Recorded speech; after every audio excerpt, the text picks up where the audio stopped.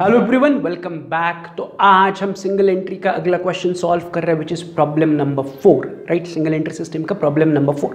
अब ये full fledge question है, राइट। इसमें उन्होंने क्या दिया, पहले समझते हैं, पढ़ते हैं, फिर नेसेसरी फॉर्मेट रेडी करते हैं, फिर सॉल्व करते हैं और आंसर फाइंड आउट करते हैं। तो उन्होंने क्या दिया है, उन्होंने कहा है mister Moriya keeps his books on single entry system and gives the following information.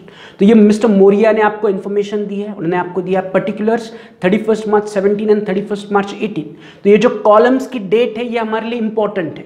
अब मुझे बताओ इसमें से लेटेस्ट डेट कौन सी है। लेटेस्ट मतलब we can say the earliest date, या सिंपल पुरानी डेट कौन सी है। तो पुरानी डेट है 31 मार्च 17। तो 31 मार्च 17 यानी कि हमारे लिए बन गया previous year, and 31 March 18 is the latest date, तो हमारे लिए बन गया करंट ईयर।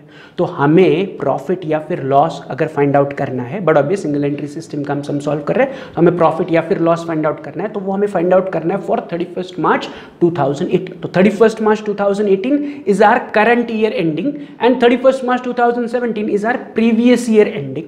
तो अब आपका सबसे पहला काम क्वेश्चन में चेक करना यह है कि क्या क्वेश्चन में उन्होंने ओपनिंग कैपिटल या क्लोजिंग कैपिटल दिया है क्या, या सिंपल उन्होंने कैपिटल ऑन 31 मार्च 2017 दिया है क्या एंड कैपिटल ऑन 31 मार्च 2018 दिया है क्या, वो चेक करना है।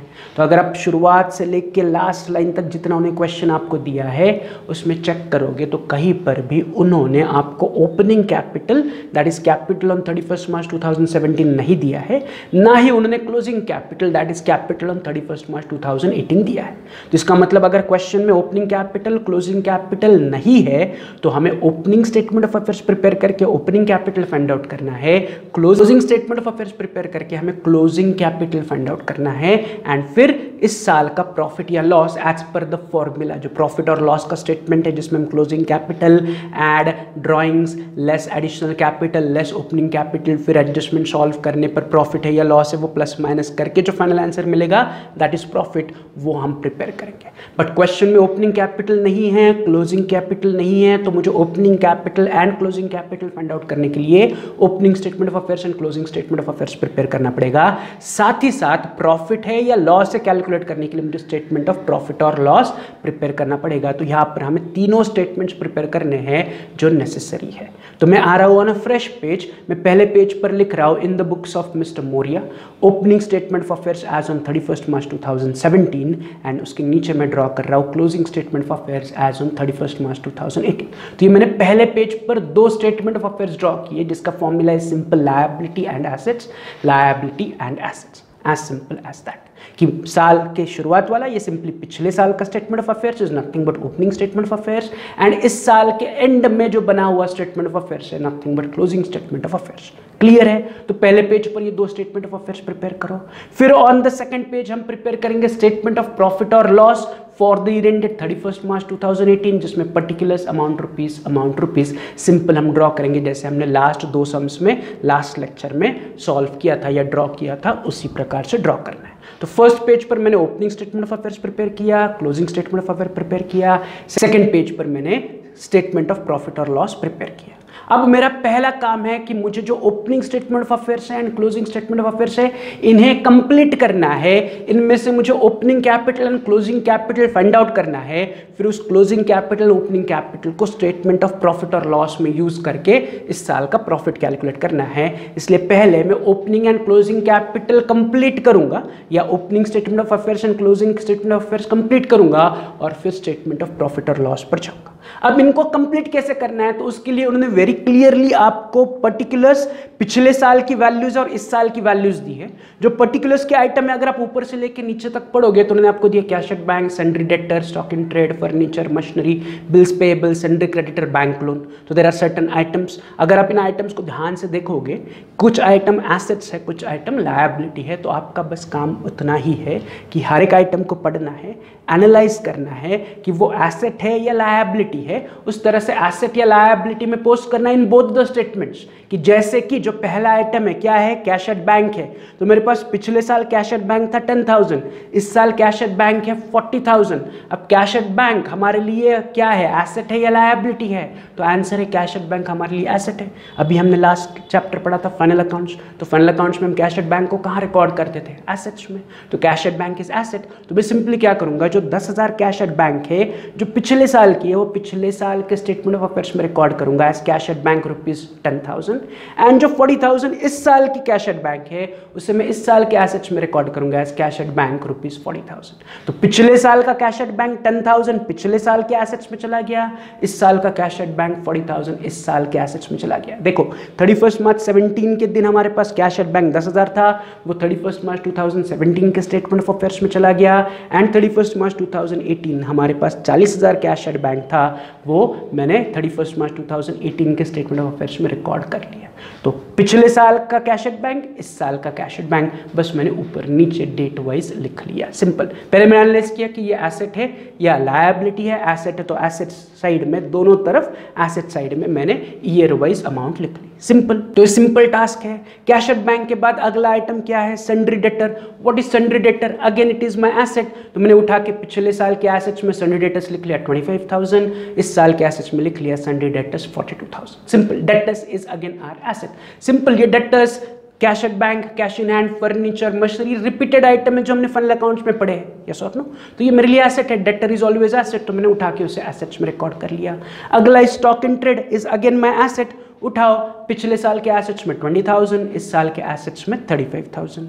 स्टॉक के बाद furniture is also my asset. उठाओ, पिछले साल furniture 30,000, current year furniture is also 30,000। Furniture के बाद machinery is again our asset, तो पिछले साल machinery 60,000, current year machinery 60,000। Simple. मैं बस आइटम्स को पढ़ रहा हूँ और इतना एनालाइज कर रहा हूँ। ये एसेट है या लायबिलिटी? एसेट है तो एसेट्स में रिकॉर्ड करो, लायबिलिटी है तो लायबिलिटी में रिकॉर्ड करो।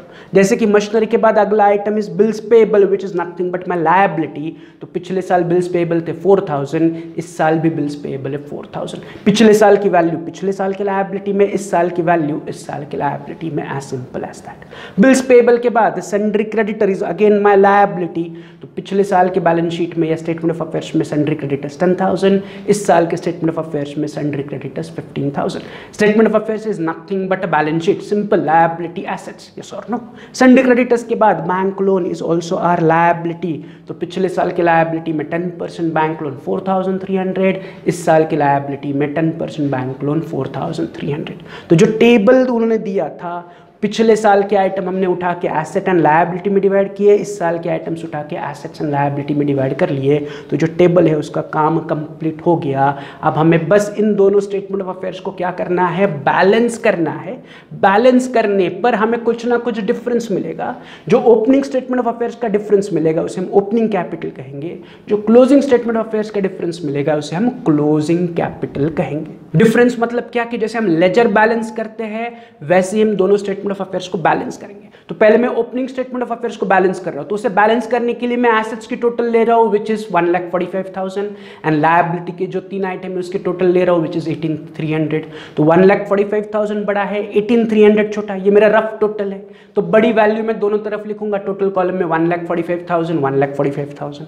अब मैं इमीडिएटली क्या करूंगा? बड़ी वैल्यू में से छोटी वैल्यू सब्ट्रैक्ट करूंगा तो मुझे डिफरेंस मिल रहा है 1,26,700 कि मेरे ओपनिंग स्टेटमेंट ऑफ अफेयर्स के एसेट्स थे 1,45,000 एंड लायबिलिटीज थी 18,300। तो बड़ी वैल्यू 1,45,000 माइनस छोटी वैल्यू 18,300, मेरा डिफरेंस आ गया 1,26,700, जिसे उठाऊंगा एंड मैं ओपनिंग स्टेटमेंट ऑफ अफेयर्स के ऊपर वाले हिस्से में लायबिलिटी साइड में लिखूंगा। क्यों? क्योंकि एसेट साइड बड़ी थी, लायबिलिटी साइड छोटी थी, तो डिफरेंस लायबिलिटी साइड में आएगा।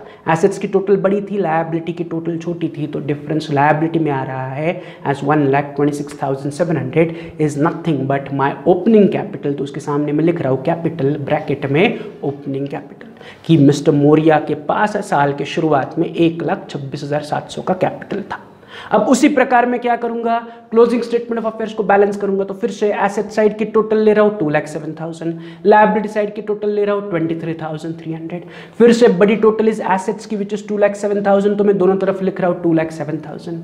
इमीडिएटली बड़ी वैल्यू 2,07,000 माइनस छोटी वैल्यू 23,300, मुझे डिफरेंस मिल रहा है 1,83,700, जिसको उठा के मैं फिर से लायबिलिटी में रिकॉर्ड करूंगा क्योंकि लायबिलिटी साइड की टोटल कम है, एसेट्स की टोटल ज्यादा है, लायबिलिटी की टोटल कम है। तो जो डिफरेंस है वो मैं लायबिलिटी में ऊपर के हिस्से में लिख रहा हूं एज बैलेंसिंग फिगर 1,83,700। ये जो बैलेंसिंग फिगर है इसे मैं सिंपली कहूंगा एज कैपिटल ब्रैकेट में कहूंगा क्लोजिंग कैपिटल, नथिंग बट साल के एंड वाला कैपिटल। तो मुझे ओपनिंग कैपिटल मिल गया, मुझे क्लोजिंग कैपिटल मिल गया। अब इन दोनों कैपिटल को उठा के हम स्टेटमेंट प्रॉफिट और लॉस में लेके जाएंगे, एंड जो स्टेटमेंट ऑफ प्रॉफिट और लॉस का फॉर्मेट है उसके हिसाब से हम प्रॉफिट है या लॉस है फाइंड आउट करके दे देंगे। तो मैं आ रहा हूं on next page, that is जिसमें हम स्टेटमेंट ऑफ प्रॉफिट और लॉस प्रिपेयर कर रहे हैं। अगर स्टेटमेंट ऑफ प्रॉफिट और लॉस में मुझे पहले लाइन पर चाहिए एज क्लोजिंग कैपिटल, तो where is my closing capital? तो क्लोजिंग स्टेटमेंट ऑफ अफेयर्स में देखो हमारे पास क्लोजिंग कैपिटल है 1,83,700। तो जब भी हम स्टेटमेंट ऑफ प्रॉफिट और लॉस प्रिपेयर करेंगे मुझे सबसे पहले हमेशा क्या चाहिए? क्लोजिंग कैपिटल चाहिए, जो अभी हमने कैलकुलेट किया था 1,83,700। तो बस उसको उठाओ एंड क्लोजिंग कैपिटल के सामने लिखो 1,83,700। तो स्टेटमेंट ऑफ प्रॉफिट और लॉस की शुरुआत हमेशा क्लोजिंग कैपिटल से होगी। क्लोजिंग कैपिटल मुझे क्लोजिंग स्टेटमेंट ऑफ अफेयर्स में मिला, क्लोजिंग स्टेटमेंट ऑफ अफेयर्स से मैंने क्लोजिंग कैपिटल उठा के प्रॉफिट और लॉस के स्टेटमेंट में लिख लिया, तो क्लोजिंग कैपिटल आ गया। अब क्लोजिंग कैपिटल के बाद हम इमीडिएटली इसमें क्या ऐड करते हैं? ड्राइंग्स। तो मैं लिख रहा हूं add drawings during the year.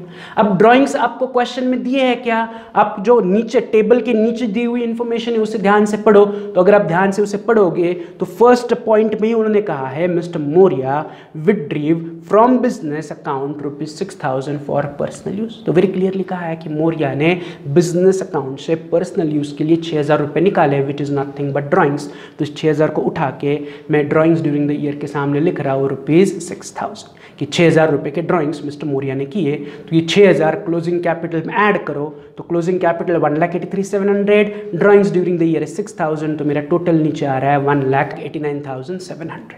तो मैंने ड्राइंग्स ऐड कर दिए क्लोजिंग कैपिटल में, मेरा आंसर आ गया 1,89,700। अब एज पर फॉर्मूला या एज पर फॉर्मेट हम इससे क्या सब्ट्रैक्ट करेंगे?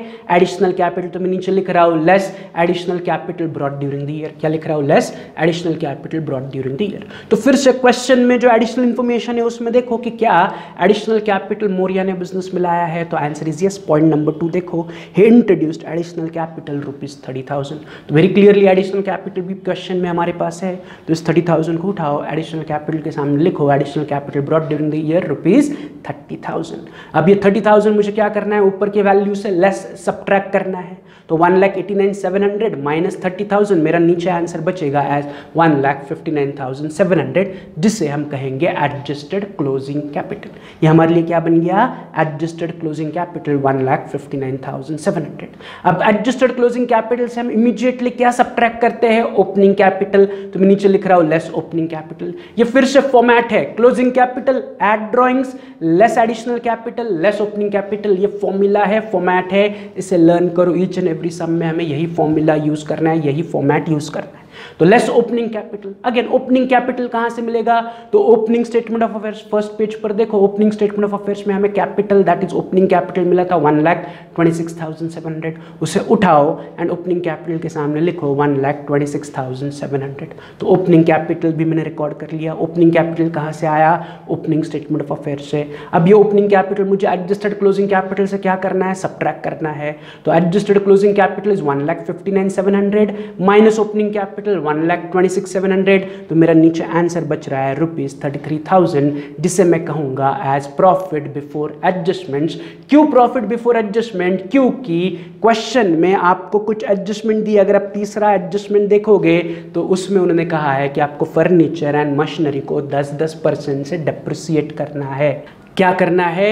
फर्नीचर एंड मशीनरी को 10% से डेप्रिसिएट करना है। अगर आपको लास्ट लेक्चर याद है तो उसमें ऐसा कोई एडजस्टमेंट नहीं था, तो इसलिए हमने जो ओपनिंग कैपिटल उसे सब्ट्रैक्ट करके आंसर मिला था इन लास्ट एग्जांपल या लास्ट लेक्चर में, उसे directly profit during the year या net loss during the year करके टर्म करके अपने स्टेटमेंट को क्लोज कर दिया। बट बीइंग यहाँ पर हमारे पास एडिशनल एडजस्टमेंट है, इस प्रॉफिट को मैं प्रॉफिट बिफोर एडजस्टमेंट्स कहलाऊंगा। अब मैं इन एडजस्टमेंट्स को सॉल्व करूंगा एंड उसमें अगर मुझे फायदा मिल रहा है तो मैं उसको प्रॉफिट बिफोर एडजस्टमेंट में ऐड करूंगा, नुकसान मिल रहा है तो प्रॉफिट बिफोर एडजस्टमेंट में सब्ट्रैक्ट करूंगा एंड फिर मुझे इस साल का फाइनल प्रॉफिट या फिर नुकसान मिलेगा। Getting it?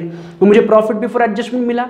उसके बाद मैंने चेक किया कि क्या क्वेश्चन में और कोई एडजस्टमेंट पेंडिंग है, तो आंसर इज यस, तीसरी एडजस्टमेंट पेंडिंग है। तीसरी एडजस्टमेंट में उन्होंने कहा है कि फर्नीचर एंड मशीनरी को डेप्रिसिएट करो। अब मुझे सिंपल सा आप जवाब दे दो कि जब आप फर्नीचर एंड मशीनरी को डेप्रिसिएट करते हो तो furniture is your asset, machinery is your asset. तो मशीनरी एंड फर्नीचर को डेप्रिसिएट करते हो मतलब जब उनकी वैल्यू रिड्यूस करते हो तो आपको फायदा होता है या नुकसान होता है? तो तो answer is very simple, asset अगर कम होती है, furniture is my asset, machinery is my asset, उसे डेप्रिसिएट कर रहे हैं यानी कि हम रिड्यूस कर रहे हैं, तो अगर आप एसेट को रिड्यूस करते हो तो इट इज़ माई लॉस, नुकसान है।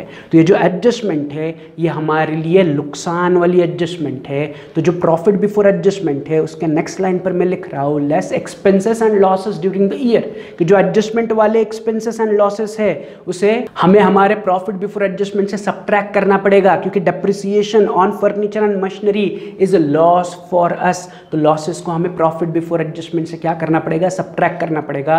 तो इसलिए मैं लिख रहा हूँ less expenses and losses during the year. अगर ये हमारे लिए फायदा होता तो मैं लिखता add profit and gains during the year, but ये फायदा नहीं है ना, depreciation is always loss for us, तो ये नुकसान वाली एडजस्टमेंट है, इसलिए मैं लेस लिख रहा हूँ expenses and losses during the year.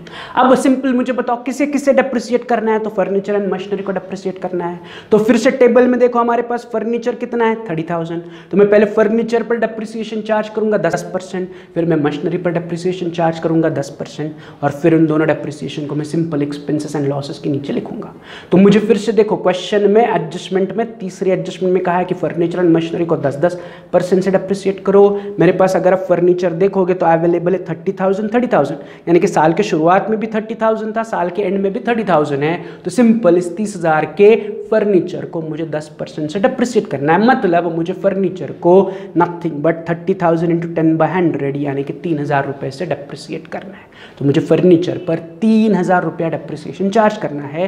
तो फर्नीचर 3,000 से डेप्रिसिएट होगा यानी कि 3,000 मेरा नुकसान है। तो मुझे बस नुकसान को रिकॉर्ड करना है, expenses and losses during the year. हमारे स्टेटमेंट ऑफ प्रॉफिट और लॉस में मुझे केवल अपने नुकसान को रिकॉर्ड करना है।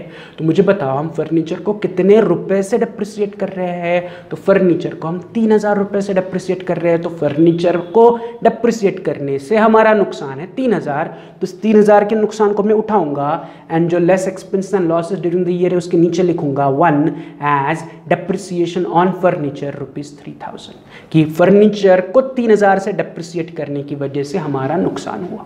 सेम वे मुझे मशीनरी जो 60,000 की है उसे भी 10% से डेप्रिसिएट करना है। तो 60,000 का 10% इज नथिंग बट 6,000 रुपीज़। तो मुझे मशीनरी को 6,000 से डेप्रिसिएट करना है। तो मशीनरी को कितने से डेप्रिसिएट किया, 6,000 से, यानी कि मशीनरी को डेप्रिसिएट करने पर मेरा नुकसान कितना है, 6,000। तो इस 6,000 को उठा के मैं दूसरा स्टेटमेंट रिकॉर्ड कर रहा हूँ एज डेप्रिसिएशन ऑन मशीनरी ₹6,000। तो फर्नीचर को डेप्रिसिएट करने की वजह से 3,000 का नुकसान हुआ, मशीनरी को डेप्रिसिएट करने की वजह से 6,000 का नुकसान हुआ। मैं केवल डेप्रिसिएशन की वैल्यूज को रिकॉर्ड कर रहा हूं, जो हम फाइनल अकाउंट्स में करते हैं ना, पहले हम एसेट से सबट्रैक्ट करते हैं और फिर नुकसान को कहाँ रिकॉर्ड करते हैं, P&L के डेबिट में। तो P&L के डेबिट में हम केवल डेप्रिसिएशन की वैल्यू रिकॉर्ड करते हैं, उसी प्रकार मैं यहाँ पर केवल डेप्रिसिएशन की वैल्यू रिकॉर्ड कर रहा हूँ कि फर्नीचर का डेप्रिसिएशन 3,000, मशीनरी का डेप्रिसिएशन 6,000। तो इस प्रकार से हमने तीसरी एडजस्टमेंट सॉल्व कर ली। लेकिन यहाँ पर और एक एडजस्टमेंट है which is on bank loan, 10% bank loan. तो ये हमने पहले भी पढ़ा हुआ एडजस्टमेंट है जब हमने फाइनल अकाउंट्स के सम सॉल्व किए थे। तो अगर आपको 10% बैंक लोन, 10% इन्वेस्टमेंट ऐसा कुछ दिखता है तो इमीडिएटली हम उसे समझते कि देयर इज इनडायरेक्ट एडजस्टमेंट। तो वैसे ही यहाँ पर अगर आप देखोगे तो मेरे पास साल के शुरुआत में 4,300 का बैंक लोन था, साल के एंड में भी 4,300 का बैंक लोन है, मतलब पूरे ईयर बैंक लोन कांस्टेंट रहा। इसका सिंपल मतलब है इस बैंक लोन पर मुझे 10% से इंटरेस्ट देना बाकी है, क्योंकि उन्होंने ब्रैकेट में या आगे कहा है कि बैंक लोन जो है उस पर सालाना 10% से इंटरेस्ट चार्ज करना है। तो सिंपल 4,300 का 10% I have to calculate and उसे मुझे खर्चे में रिकॉर्ड करना पड़ेगा। क्यों खर्चे में रिकॉर्ड करना पड़ेगा, क्योंकि बैंक लोन मेरे लिए कर्जा है, कर्जे पर अगर आप इंटरेस्ट दोगे तो वो आपके लिए नुकसान है। जो लोन लिया है लोन पर हम एक्स्ट्रा पैसा पे करेंगे, तो लोन का इंटरेस्ट इज आर एक्सपेंस, तो एज ए एक्सपेंस मुझे उसे रिकॉर्ड करना पड़ेगा। बट द क्वेश्चन इज कि कितने पीरियड का मुझे इंटरेस्ट देना है, तो नथिंग बट 1 अप्रैल 17 से लेकर 31 मार्च 2018 यानी कि पूरे एक साल का मुझे इस लोन पर इंटरेस्ट देना बाकी है, कि interest due on loan from 1 April 17 to 31 March 18 यानी कि पीरियड ऑफ 1 ईयर, क्योंकि जो लोन है वो साल के शुरुआत से लेकर साल के एंड तक कांस्टेंट था। तो मुझे पूरे एक साल के लिए इस लोन पर इंटरेस्ट प्रोवाइड करना है। तो मेरा लोन है 4,300, रेट ऑफ इंटरेस्ट है 10%, तो 4,300 का 10% इज नथिंग बट 430, तो नथिंग बट बैंक लोन पर 430 रुपया का इंटरेस्ट बनता है एंड ये इंटरेस्ट मेरे मैंने ली है एक्सपेंस, तो इस 430 को उठा के मैं एक्सपेंसेस के नीचे लिख रहा हूँ as third item interest on bank loan rupees 430। Bank loan पर मुझे 430 रुपया इंटरेस्ट बनेगा या देना पड़ेगा, तो ये मेरे लिए है नुकसान एक्सपेंस, तो मैंने एक्सपेंसेस के नीचे उसे लिख लिया। तो ये 3 एडजस्टमेंट होगी कि एज पर एडजस्टमेंट 3 हमने फर्नीचर का डेप्रिसिएशन रिकॉर्ड किया, मशीनरी का डेप्रिसिएशन रिकॉर्ड किया, एंड अभी हमने बैंक लोन का इंटरेस्ट कैलकुलेट करके लिख लिया। अब इसके अलावा और कोई एडजस्टमेंट पेंडिंग नहीं है। इन तीनों को ऐड करो, इनका टोटल आउटर कॉलम में लेके जाओ, which is 9430।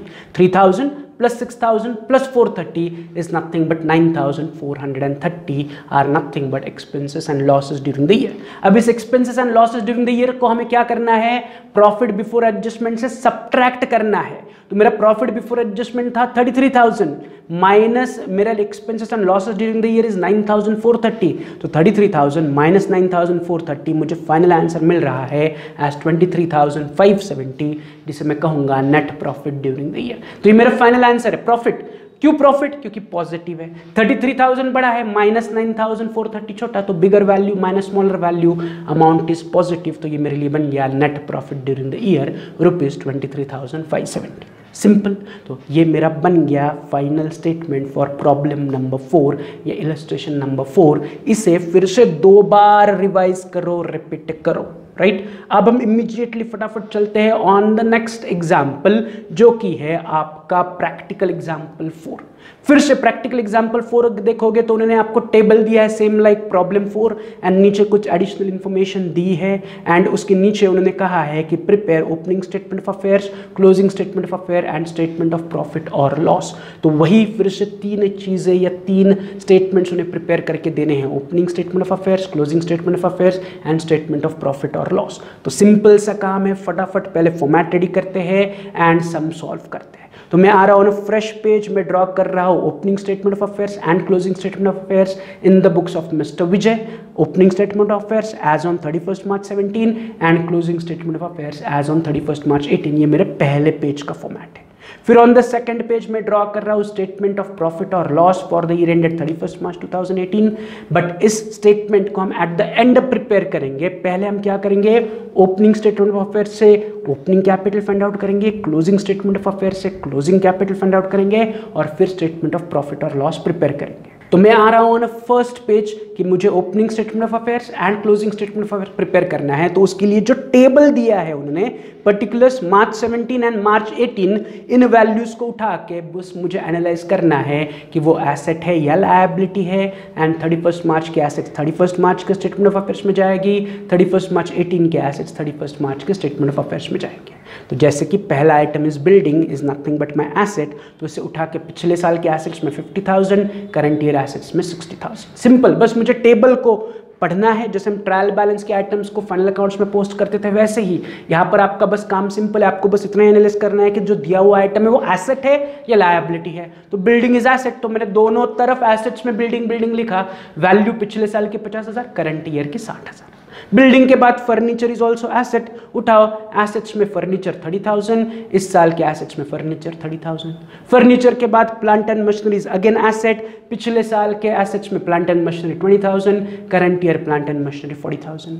Plant and machinery के बाद sundry debtor is also asset, तो पिछले साल sundry debtors 30,000, current year sundry debtors 50,000।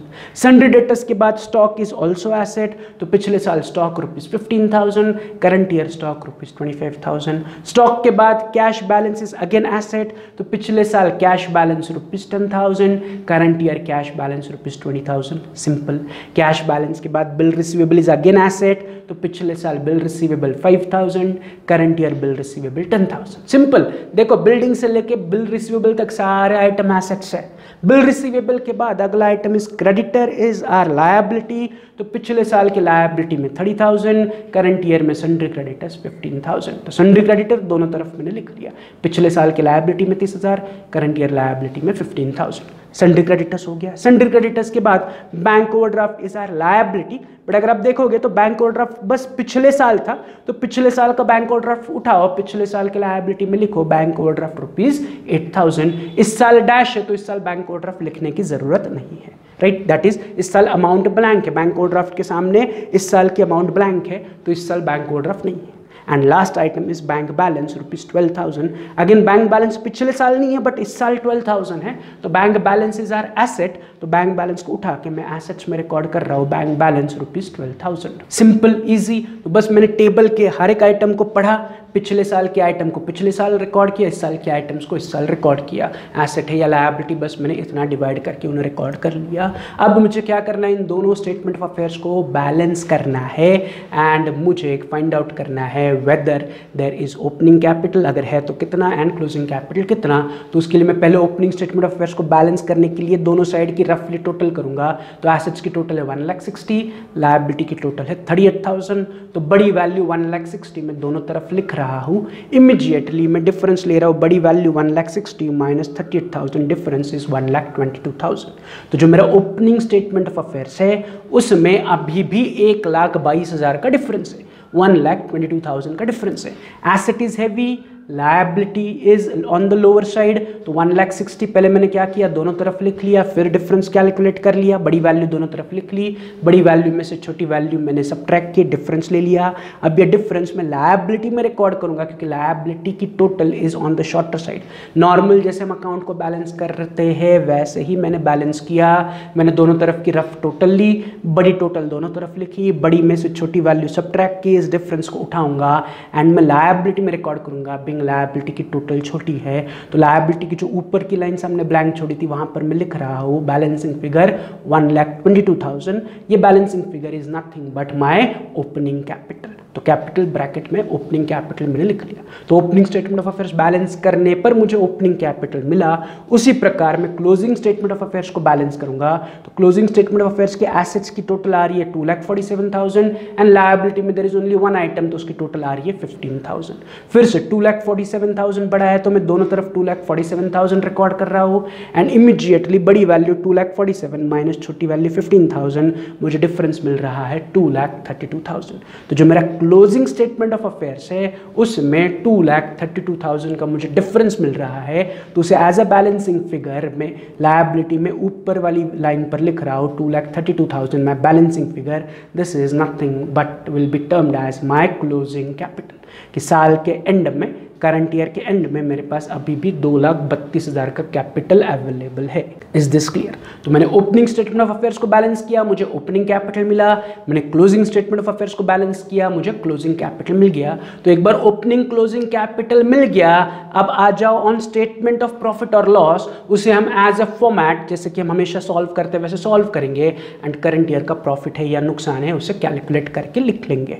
तो मैं आ रहा हूँ ऑन द सेकेंड पेज जिसमें मैं बना रहा हूँ स्टेटमेंट ऑफ प्रॉफिट और लॉस। उसके फर्स्ट लाइन पर हमेशा हमें एज अ फॉर्मेट चाहिए क्लोजिंग कैपिटल या capital at the end of the year. तो where is my closing capital? तो देखो क्लोजिंग स्टेटमेंट ऑफ अफेयर्स में 2,32,000 इज माई क्लोजिंग कैपिटल, उसे उठाओ एंड क्लोजिंग कैपिटल के सामने लिख लो 2,32,000।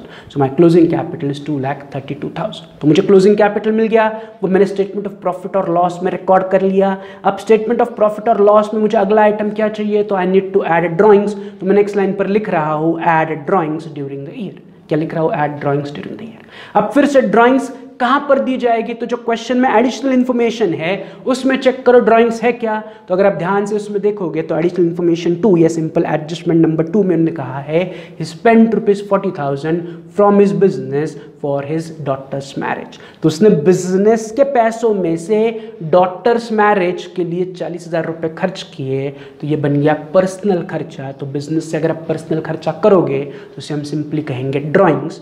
तो मेरे लिए ड्राइंग्स बन गए 40,000, उसे मैं उठा रहा हूँ and drawings during the year के सामने लिख रहा हूँ 40,000। तो ड्राइंग्स मुझे क्वेश्चन से मिल गया, मैंने उठा के हमारे फॉर्मेट में लिख लिया। अब ड्राइंग्स को मुझे क्लोजिंग कैपिटल में ऐड करना है, तो 2,32,000 क्लोजिंग कैपिटल प्लस ड्राइंग्स 40,000, नीचे टोटल आ रहा है 2,72,000।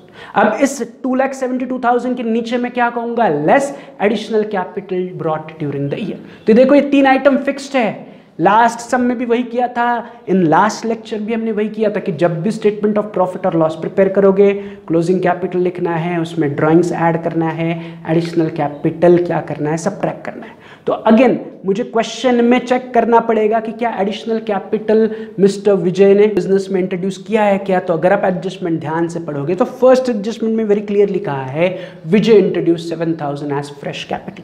फ्रेश कैपिटल या एडिशनल कैपिटल आप उसे कह सकते हो कि विजय ने बिजनेस में एडिशनली 7,000 रुपये कैपिटल इन्वेस्ट किया, तो इसको उठा के मैं additional capital brought during the year के सामने लिख रहा हूँ ₹7,000। कि एडिशनल कैपिटल कितना है 7,000।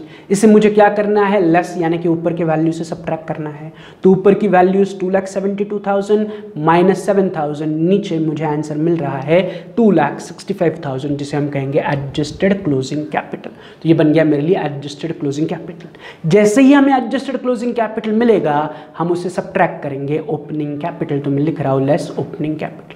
Again where is my opening capital. तो फर्स्ट पेज पर जो हमारा ओपनिंग स्टेटमेंट ऑफ अफेयर्स है उसमें देखो ओपनिंग कैपिटल इज 1,22,000।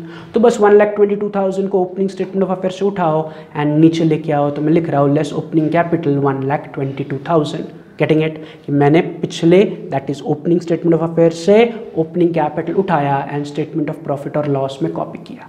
ये मुझे ओपनिंग कैपिटल क्या करना है एडजस्टेड क्लोजिंग कैपिटल से सबट्रैक्ट करना है। तो adjusted closing capital 2,65,000 minus opening capital 1,22,000। तो 2,65,000 माइनस 1,22,000 नीचे आंसर बच रहा है 1,43,000 जिसे मैं कहूँगा एज प्रॉफिट बिफोर एडजस्टमेंट। क्यों? क्योंकि there are still many adjustments pending जो अभी तक हमने सॉल्व नहीं की है। तो अगर आप एडजस्टमेंट या एडिशनल इंफॉर्मेशन में देखोगे तो adjustment 1 is nothing but fresh capital या एडिशनल कैपिटल जो ऑलरेडी हमने रिकॉर्ड कर लिया।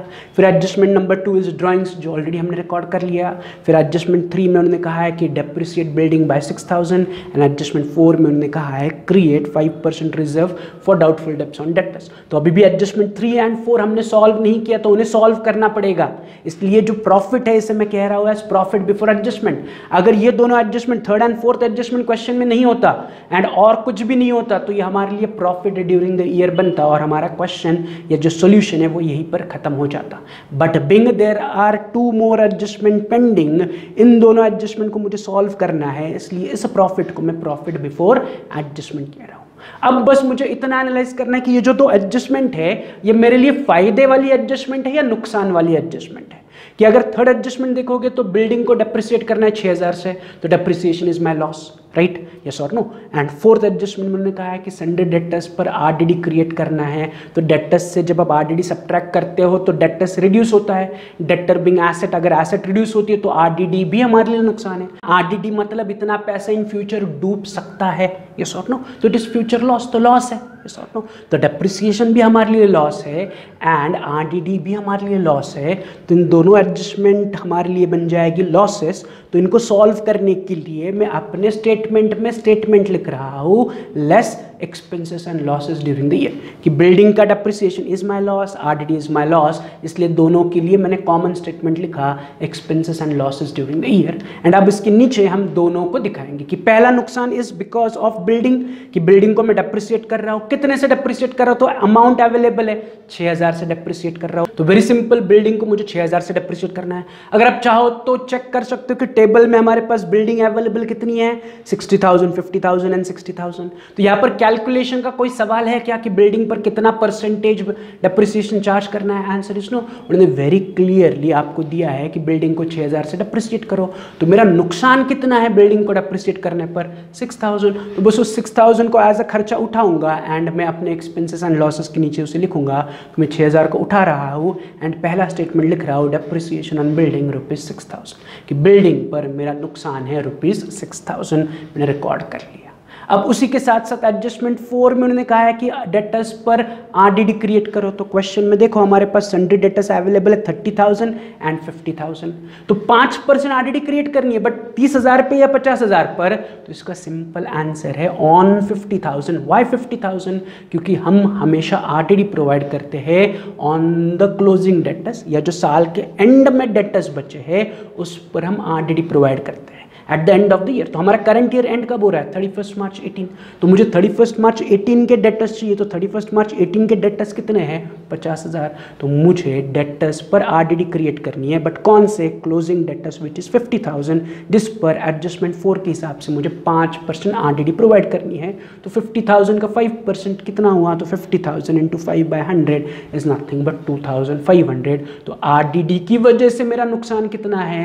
2,500। तो इस नुकसान को उठाओ एंड दूसरा स्टेटमेंट लिखो as reserve for doubtful debts ₹2,500। तो एडजस्टमेंट 3 के हिसाब से डेप्रिसिएशन 6,000 हुआ, एडजस्टमेंट 4 के हिसाब से आरडीडी 2,500। ये दोनों मेरे नुकसान बन गए। अब इसके अलावा क्वेश्चन में और कोई आइटम या एडजस्टमेंट पेंडिंग है क्या?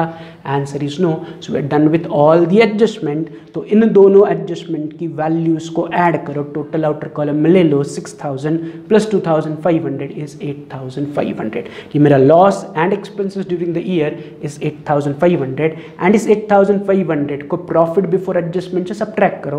तो मेरा प्रॉफिट बिफोर एडजस्टमेंट था 1,43,000 माइनस एडजस्टमेंट में मुझे ये दो नुकसान मिले, इनकी टोटल है 8,500।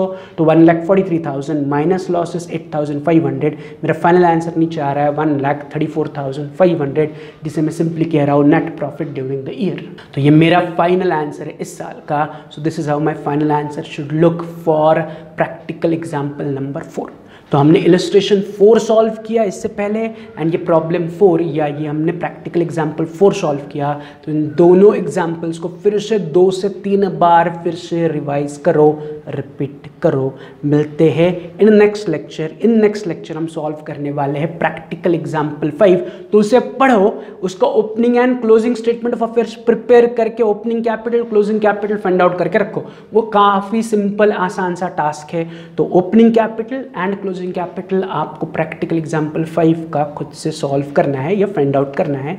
कल आने के बाद हम डिस्कस करके उसे फाइंड आउट करेंगे और कंप्लीट करेंगे sum, right. But as homework practical 5 को निकालो, उसका opening statement of affairs prepare करो, closing statement of affair prepare करो, आइटम्स को पढ़ो, एसेट या लायबिलिटी है, पिछले साल के एसेट्स पिछले साल के स्टेटमेंट ऑफ अफेयर्स में जाएंगे, इस साल के एसेट्स इस साल के स्टेटमेंट ऑफ अफेयर्स में जाएंगे। बस आपको ऊपर नीचे वैल्यूज लिखनी है एंड स्टेटमेंट ऑफ अफेयर्स को क्लोज करके opening capital and closing capital find out करना है।